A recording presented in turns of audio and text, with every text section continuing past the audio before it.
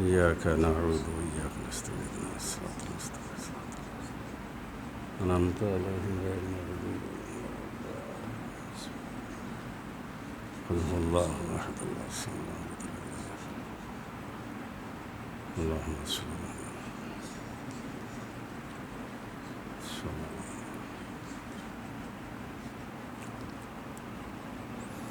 أعوذ بالله من الشيطان الرجيم بسم الله الرحمن الرحيم الحمد لله رب العالمين والصلاة والسلام على سيد الأنبياء والمرسلين وخاتم النبيين سيدنا ونبينا وشفيعنا مولانا أبي القاسم محمد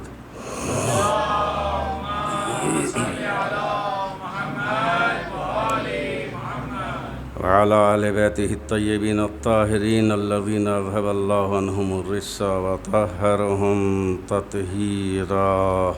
اللهم صل على محمد وآل محمد. أما بعد فقد قال يا سري الرضا اغفر لمن لا يملك إلا الدعاء فإنك فعل لمن تشاء یا من اسمہ دوا و ذکرہ شفا. صلوات پر محمد آل محمد پر. اللہم صلی علی محمد و آل محمد. حضرات، مومنین کرام،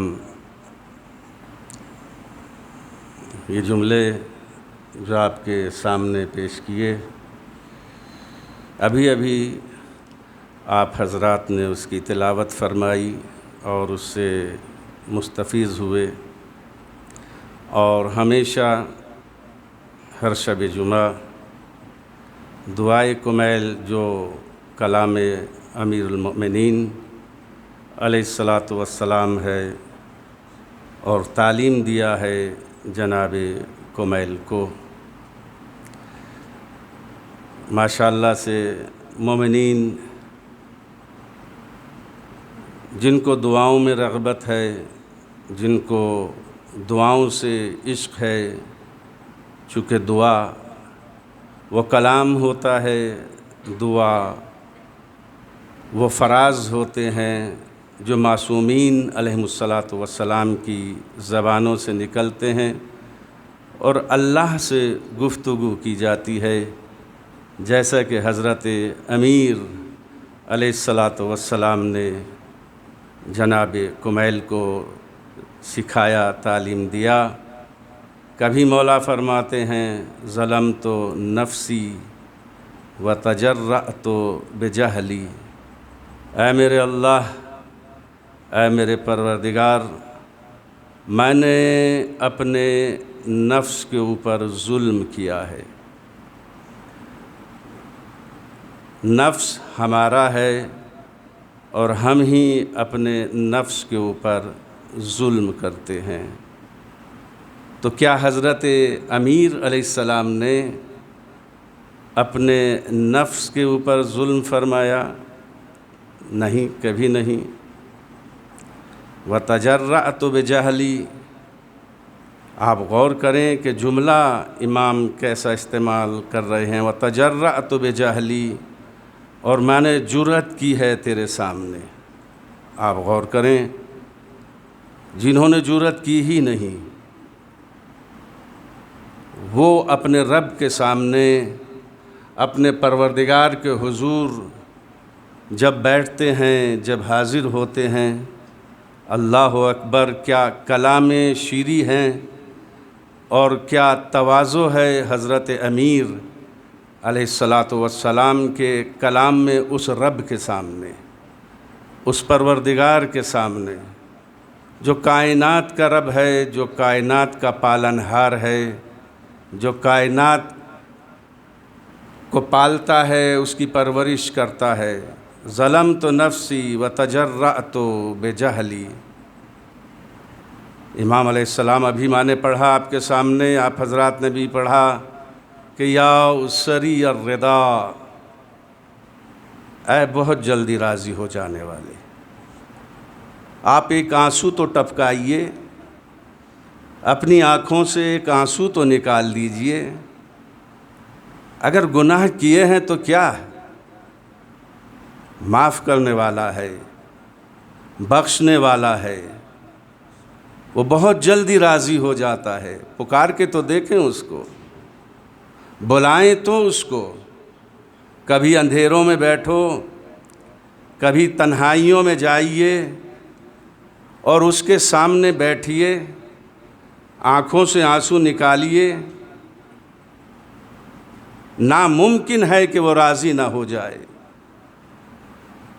بہت جلدی، یا سری الرضا، اے بہت جلدی راضی ہو جانے والے، اغفر، مجھ کو معاف کر دے، اغفر لی لا یملک الا الدعاء، اے میرے رب، اے میرے پروردگار، تو مجھ کو معاف کر دے، میرے پاس تو کچھ ہے ہی نہیں۔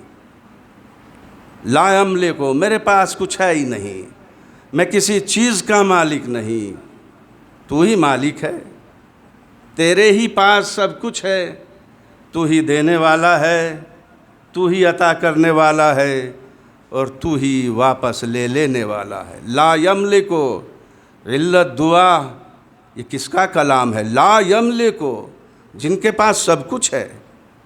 حضرت امیر علیہ السلام کے پاس سب کچھ، پوری کائنات ان کے لیے پیدا کی گئی، پوری دنیا ان کے لیے پیدا کیا گیا، عالمین کو ان کے لیے پیدا کیا گیا۔ وہ امیر علیہ السلام کہہ رہے ہیں اغفر لمن لا یملک الا الدعاء، مجھ کو معاف کر دے، میرے پاس تو دعا کے علاوہ کچھ ہے ہی نہیں ہے۔ آپ غور کریں، اغفر لمن لا یملک الا الدعاء فانک فعال لما تشاء، تو وہ ہے جو سب کچھ کر سکتا ہے، تیرے قبضہ اختیار سے کوئی چیز باہر ہے ہی نہیں، تو سب کچھ کر سکتا ہے۔ آپ غور کریں کیا کلام ہے حضرت امیر علیہ السلام کا۔ جو کچھ بھی مولا علی علیہ السلام جناب کمیل کو سکھا رہے ہیں، بتا رہے ہیں، تعلیم دے رہے ہیں، کیا حضرت امیر علیہ السلام وہ سب کچھ کرتے تھے؟ ہرگز نہیں، ہرگز نہیں، بلکہ یہ ہم کو تعلیم دے رہے ہیں۔ مولا، اس سے بات کرنا ہے، اس سے کلام کرنا ہے، اس سے بخشش کی دعائیں کرنا ہے، تو اس طرح سے دعا کرو جیسے ہم دعائیں کرتے ہیں۔ آپ غور کریں کہ حضرت امیر علیہ السلام مکہ معظمہ میں، مکہ مکرمہ میں، کعبہ مکرمہ میں تشریف فرما تھے۔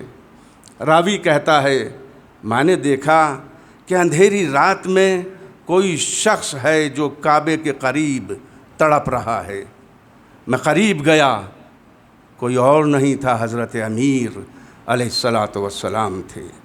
کتنا عشق تھا اس حضرت امیر علیہ السلام کو پروردگار سے، کتنی محبت کرتے تھے مولا علی علیہ السلام پروردگار سے، جس نے کچھ نہیں کیا، جس نے کوئی گناہ انجام نہیں دیا، جن کے بارے میں یہ تصور ہی کرنا غلط ہے، گناہ کبیرہ ہے کہ اس شخصیت سے کوئی گناہ ہوا ہوگا، وہ اس طریقے سے رات کے اندھیرے میں، رات کی ظلمت میں، رات کی تاریکی میں اس طرح سے اپنے رب، اپنے پروردگار کو یاد کر کے تڑپ رہے ہیں۔ اے بہت جلدی راضی ہو جانے والے، تو مجھ سے راضی ہو جا۔ اور کتنی جلدی وہ پروردگار راضی ہو جاتا ہے، لیکن شرط ہے کہ ہم اسے راضی تو کریں، اپنے پروردگار کو راضی تو کریں، اپنے گناہوں سے توبہ تو کریں، مغفرت تو طلب کریں، دعائے بخشش تو پروردگار کی بارگاہ میں ہم کریں، تبھی تو وہ راضی ہوگا۔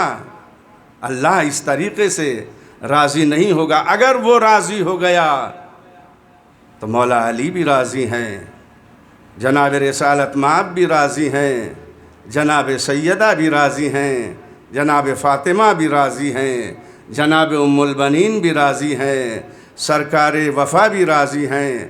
ہر ائمہ جس جس سے ہم پیار کرتے ہیں، جس جس سے ہم محبت کرتے ہیں، وہ سب راضی ہو جائیں گے۔ آپ غور کریں کہ اللہ ہمارے آپ کے کچھ امتحانات بھی لیتا ہے، اور وہ امتحان کیسے ہیں؟ وہ امتحان یہی ہے کہ ہم بار بار دعا کر رہے ہیں، بار بار مانگ رہے ہیں، اے اللہ میری فلاں مشکل ہے، اے پروردگار میں فلاں مصائب اور مصیبت میں پیچھا کیے ہے مصیبت میرا، پروردگار کوئی حل تلاش کر دے۔ آپ غور کریں، کچھ لوگ ایسے ہوتے ہیں جن کی دعائیں بہت جلدی قبول ہو جاتی ہیں، مستجاب ہو جاتی ہیں، اور کچھ ایسے ہوتے ہیں کہ جن کی دعائیں وہ بار بار دعا کر رہے ہیں، ان کی دعا قبول ہی نہیں ہوتی۔ دعا مانگنے کا بھی ایک طریقہ ہے۔ میں آپ کی خدمت میں ایک واقعہ عرض کروں کہ ایک فیملی کربلا کی طرف زیارت سید الشہداء کرنے کی غرض سے روانہ ہوئی، اور وہ فیملی تھی، ایک شوہر اور ایک بیوی۔ شوہر اور بیوی بھی وہ کہ جن کے اولاد ہوئی تو 20 سال کے بعد۔ آپ غور کریں، مستقل بارگاہ پروردگار میں دعا کر رہے تھے، اللہ نے ایک بیٹا عطا کیا۔ 20 سال کے بعد کربلا پہنچے، نجف پہنچے، تمام زیارات کی، کاظمین گئے، سامرا گئے، تمام زیارتیں کی، بغداد پہنچ گئے۔ ہوٹل میں رکے ہوئے تھے، اس ہوٹل میں اس بچے کا انتقال ہو گیا۔ اب اس ماں کی تڑپ کیا رہی ہوگی جس کو اللہ نے ایک پیارا سا بچہ 20 سال کے بعد دیا۔ تڑپ رہی تھی ماں، اور صرف ماں نہیں، باپ بھی تڑپ رہا تھا۔ اس کے ہمراہ اس کا ایک ساتھی تھا، اس کو جلدی سے ڈاکٹر کے یہاں لے گئے، ہاسپٹل لے گئے۔ اس نے ڈاکٹر نے کہا کہ نہیں، بچہ تو مر چکا، اس کو ختم ہے، قبرستان لے جائیے، کفن و دفن کا اس کا انتظام کیجئے اور دفن کیجئے۔ اس کے ساتھ ایک شخص تھا کہ نہیں، جلدی سے گاڑی کریں اور کربلا چلیں۔ بچہ چلا گیا، بچہ مر گیا، بچہ دنیا کے اندر نہیں ہے۔ عزیزان محترم، یہ وہ واقعات ہیں جو دلوں کو سکون عطا کرتے ہیں، جو ایمان کو اور درجات کو بلند کرتے ہیں۔ آپ غور کریں، اعتقاد ہونا چاہیے، محکم اعتقاد، مضبوط اعتقاد، کربلا والوں سے سچا عشق ہونا چاہیے، تبھی تو یہ سب کچھ ہوگا۔ بڑے بڑے علماء کرام جو اپنی زندگی صرف کر دیتے ہیں آل محمد علیہ السلام کو صرف پہچاننے میں، ان کی معرفت حاصل کرنے کے لیے اپنا سب کچھ لٹا دیتے ہیں، زندگی ختم کر دیتے ہیں۔ ان کی معرفت حاصل ہو جائے کسی طرح سے، عباس کی معرفت ہو جائے، حضرت امیر کی معرفت حاصل ہو جائے، مولا حسین علیہ السلام کو ہم شناخت کر لیں، ان کو پہچان لے کہ حسین ابن علی علیہ السلام کون ہیں، زینب کبریٰ سلام اللہ علیہا کون ہیں، ان کی شناخت پیدا ہو جائے ہم کو۔ چنانچہ یہ گئے، کہاں گئے؟ کربلا پہنچے۔ کہاں پہنچے؟ کیا بڑی سرکار میں پہنچے؟ کیا مولا حسین علیہ السلام کے یہاں اس بچے کو لے کر پہنچے؟ نہیں، سیدھے گئے حضرت عباس علیہ السلام کے حرم مطہر میں۔ اور یہ وہ زمانہ تھا، اس زمانے میں حرم اس طریقے سے بنے ہوئے نہیں تھے، جلدی پہنچ جاتے تھے حرم اطہر علیہ السلام میں۔ جلدی سے اس کے باپ نے اپنے بچے کو لیا اور ذریح مقدس حضرت عباس علیہ السلام کے قریب پہنچا، کہا یا باب الحوائج۔ میں نے کل بھی عرض کیا تھا، باب الحوائج کون ہے؟ 4 باب الہوائج، جناب علی اصغر، جناب ام البنین، جناب امام موسیٰ کاظم علیہ السلام اور جناب عباس، یہ 4 شخصیتیں ہیں۔ ایک عالم دین تھے، وہ کہتے ہیں کہ جب مجھ کو کوئی مصیبت اور پریشانی اور مصائب کا میں شکار ہوا کرتا تھا تو میں 14 سادات کے چھوٹے چھوٹے بچوں کو بلا لیتا تھا، اپنے گھر میں بلاتا تھا اور میں دعا کرتا تھا، تو ان سے بچوں سے میں کہا کرتا تھا میں دعا کروں گا تم آمین کہنا، اور ان کے بعد ان بچوں کو کھلاتے تھے، دعوت کرتے تھے، اور اس کے بعد وہ ان کا کہنا ہے کہ جب ان بے گناہ بچوں کو ہم بلاتے تھے اپنے گھر میں اور ان سے آمین کہلواتے تھے تو خداوند متعال ہماری دعاؤں کو آل محمد علیہ السلام کے صدقے میں ان کے توسل سے ہماری دعاؤں کو مستجاب کر دیتا تھا۔ لیکن شرط کیا ہے؟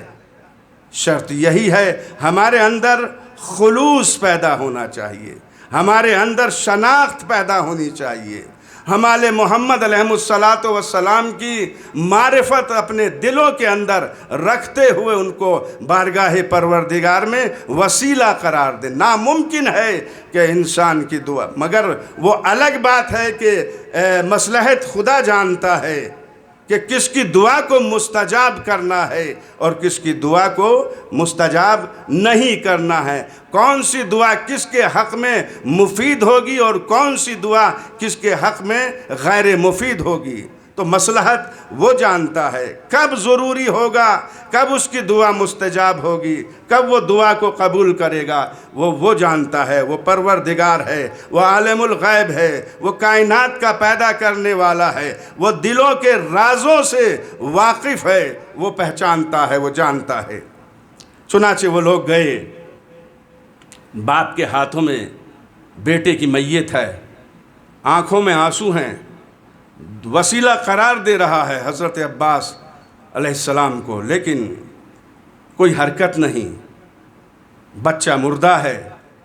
ایک عرب، آپ نے دیکھا ہوگا کربلا میں کسی بھی روزہ معصومین علیہ السلام پر، یہ عرب لوگ جب دعا کرتے ہیں، خاص طور سے وہ جن کے پاس علم کم ہوتا ہے، وہ زری کو پکڑتے اور جھنجھوڑ دیتے ہیں اس طریقے سے۔ مثلا روزہ عباس پر پہنچے اور کہا عباس میری فلاں دعا ہے، میری فلاں مشکل ہے، اس مشکل سے مجھ کو نکالنا ہوگا۔ یعنی ایسا لگتا ہے، اگر ہم دیکھیں، جب ہم دیکھتے ہیں ایسا لگتا ہے کہ یہ بے ادبی کر رہا ہے، اس انداز سے وہ پکارتا ہے۔ وہیں ایک عراقی، ایک عرب اس کے بازو میں کھڑا ہوا تھا اور اس عرب نے کہا کہ تم کو دعا مانگنی نہیں آتی، لاؤ مجھ کو دو۔ بچے کو باپ کی آغوش سے لے لیا، اپنی آغوش میں لیا۔ عباس، یہ تم کو باب الحوائج جانتے ہوئے، سمجھتے ہوئے ہاسپٹل سے لے کر کے آئے ہیں، ڈاکٹر نے اس بچے کو مردہ قرار دے دیا ہے، عباس اس کو زندہ لے کے جاؤں گا۔ یہ مہمان ہیں آپ کے، دور سے آئے ہیں، دور دراز کا سفر کر کے یہ لوگ آئے ہیں، ایک بچہ ہے ان کا، عباس اس کو زندہ کرو۔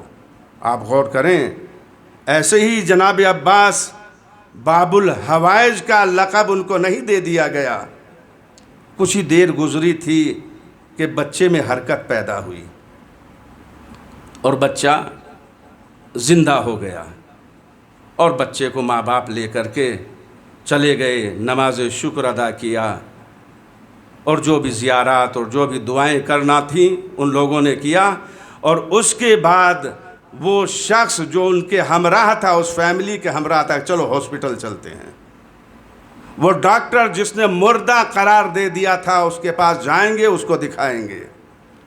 ہاسپٹل گئے، اس ڈاکٹر سے ملے، ڈاکٹر نے اس بچے کو دکھایا، کہ اچھا میں سمجھ گیا، تم لوگ کربلا سے آ رہے ہو، تم چھوٹی سرکار میں گئے تھے، تم حضرت عباس کے یہاں گئے تھے، اگر عباس سے توسل نہ کرتے تو یہ بچہ زندہ نہ ہوتا۔ اس لیے کہ ہم جانتے ہیں اس بچے میں حرکت نہیں تھی، یہ بچہ مردہ ہو چکا تھا۔ تو یا سری الردا اغفر لمن لا یملک الا الدعا، اے بہت جلدی راضی ہو جانے والے، معاف کر دے مجھ کو، بخش دے مجھ کو، میرے پاس دعاؤں کے علاوہ کچھ نہیں ہے۔ فَإِنَّكَ فَعَالٌ لِمَا تَشَاءُ، تو سب کچھ کر سکتا ہے، تو جو چاہے وہ کر سکتا ہے۔ میں آپ کی خدمت میں عرض کروں اور بات کو ختم کرتا ہوں۔ علامہ امینی ایک بزرگ، ایک بڑے عالم، بڑا نام ہے آغا امینی کا۔ انہوں نے کتاب لکھی الغدیر، ولایت حضرت امیر علیہ السلام کے اوپر، مولا کے اوپر، غدیر کے اوپر انہوں نے کتاب لکھی۔ اور کتاب لکھنا کوئی بازیچے اطفال نہیں ہے، بچوں کا کھیل نہیں ہے، بڑی زحمتیں اٹھانا پڑتی ہیں، بہت کچھ کھونا پڑتا ہے، اور کھونا تو نہیں بلکہ پانا پڑتا ہے، کھوتے ہیں لیکن پاتے ہیں۔ 22 جلدوں میں اس کتاب کو انہوں نے لکھا، اور وہ عظیم کتاب ہے جو علامہ امینی لکھ کر کے گئے ہیں۔ اس کتاب کو لکھنے کے لیے انہوں نے لمبے دور دراز شہروں کے سفر کیے ہیں، ملکوں کے سفر کیے ہیں، یہاں تک کہ ہندوستان بھی، عراق سے ہندوستان آئے تھے، شام گئے، لبنان گئے، ایجپٹ گئے، اور دوسرے ممالک میں گئے، ٹرکی گئے، ایک کتاب کو لکھنے کے لیے۔ کتاب خانوں میں کتابیں تلاش کرتے، کہتے ہیں کہ انہوں نے تقریباً 1 لاکھ کتابیں کی طرف 1 لاکھ کتابوں کی طرف، یہ 22 کتابیں لکھنے کے لیے 1 لاکھ کتابوں کی طرف مراجعہ کیا تھا علامہ امینی نے، اور تقریباً 10,000 کتابیں الف سے لے کے یہ تک پڑھی ہیں اس کتاب کو لکھنے کے لیے۔ تو میں نے عرض کیا بچوں کا کھیل نہیں ہے، بڑی زحمتیں اٹھائی ہیں علماء نے، بہت، کبھی کبھی بھوکے بھی رہے، کبھی پیاسے بھی رہے۔ علامہ امینی کہتے ہیں کہ لکھنؤ میں یہ جب تھے اور اسٹڈی کر رہے تھے ناصریہ لائبریری کے اندر، واپس جب وہاں 6 مہینے رہے ہندوستان میں، اور وہاں سے جب واپس آئے ہیں تو ان کے شاگردوں نے ان سے پوچھا ہندوستان کا موسم کیسا تھا۔ آپ غور کریں، اتنے منہمک تھے اس کتاب کو لکھنے میں علامہ امینی، وہ کہتے ہیں کہ مجھ کو پتہ ہی نہیں کہ ہندوستان کا موسم کیسا تھا، وہاں گرمی تھی، سردی تھی، برسات تھی، بارش تھی، کیا تھی، اتنا منہمک تھے اس کتاب کو لکھنے میں۔ یہ کہتے ہیں، لکھتے ہیں کہ مجھ کو ایک کتاب کی ضرورت ہوئی، اور میرے پاس اس کتاب کو ڈھونڈنے میں ہر جگہ، ہر لائبریری میں گیا، لیکن وہ کتاب مجھ کو نہیں ملی، اور بغیر اس کتاب کے میں کچھ ثابت کرنا چاہتا تھا، لیکن بغیر اس کتاب کے بڑا مشکل تھا، حوالہ دینا تھا۔ تو اسی اثناء میں حرم امیر المومنین میں وہ تشریف فرما تھے، اور بار بار دعا کر رہے تھے، مولا اس کتاب کی ضرورت ہے، مولا یہ کتاب چاہیے ہے مجھ کو۔ لیکن وقت گزرتا گیا، وقت گزرتا گیا۔ وہ کہتے ہیں کہ ایک دن میں نے دیکھا کہ ایک عرب، بدو عرب، حرم امیر المومنین میں داخل ہوا، اور آپ کی زری کو پکڑا، اس کو جھنجھوڑ رہا تھا، علی میرا جانور گم ہو گیا، میں جا رہا ہوں واپس، مجھے خوشخبری سننا ہے۔ آپ دیکھیے کس طریقے سے اور کس انداز سے بات کرا، یا علی میرا جانور گم ہو گیا ہے، اور میں جا رہا ہوں اور واپس ملنا چاہیے۔ یہ بھی ایک محبت کا طریقہ تھا۔ آپ غور کریں، باہر چلا گیا، کچھ دیر کے پھر بعد واپس آیا، اور آنے کے بعد کہا، مولا میں آپ کا شکر گزار ہوں، یا امیر المومنین میرا جانور مل گیا۔ وہیں پر علامہ امینی بیٹھے تھے، اور قریب زری آئے، آنے کے بعد کہا، مولا اتنے دن سے، اتنے عرصے سے میں یہ کتاب مانگ رہا ہوں، اس کتاب کی ضرورت ہے۔ میں آپ کو پہچانتا ہوں، آپ کی معرفت رکھتا ہوں، اس کی دعا قبول ہو گئی۔ اتنے عرصے سے آپ ہی کے اوپر میں کتاب لکھ رہا ہوں مولا، لیکن میری دعا قبول نہیں ہوئی۔ ابھی علامہ امینی یہ سب کہہ کر کے دعا کر کے حرم امیر المومنین علی علیہ السلام سے باہر جا رہے تھے۔ اتنے میں دیکھا کہ عالم ہے، مولانا ہے، سر پر امامہ ہے، ابا قبا ہے، ایک عرب آیا، اس کے ہاتھ میں کتاب، اور علامہ امینی کو دی کہ لیجئے، یہ میرے کام کی تو ہے نہیں، ابھی ہم نے گھر چینج کیا ہے، بدلا ہے، وہاں یہ رکھی ہوئی تھی کتاب، گرد چڑھی ہوئی اس کتاب کے اوپر۔ اب جو کھولا وہی کتاب جس کی ضرورت تھی علامہ امینی کو، ابھی باہر نکلے تھے کہ کتاب حضرت امیر علیہ السلام کے واسطے سے مل گئی۔ یا سری الرضا اغفر لمن لا یملک الا الدعاء فانک فعال لما تشاء یا من اسمہ دوا و ذکرہ شفا۔ آپ غور کریں کہ اگر ہم دل کے ساتھ، خلوص کے ساتھ آل محمد علیہ السلام کو پکاریں، ان کو وسیلہ قرار دیں، تو کیوں ہماری دعا قبول نہیں ہوگی؟ عزیزان محترم، بس میں ختم کر رہا ہوں۔ شب جمعہ ہے اور معمولی سے مختصر سے ایک مصائب کی منزل کی طرف میں آپ حضرات کو متوجہ کروں کہ شام میں ایک شخص رہتا تھا، اس کا نام عبداللہ تھا۔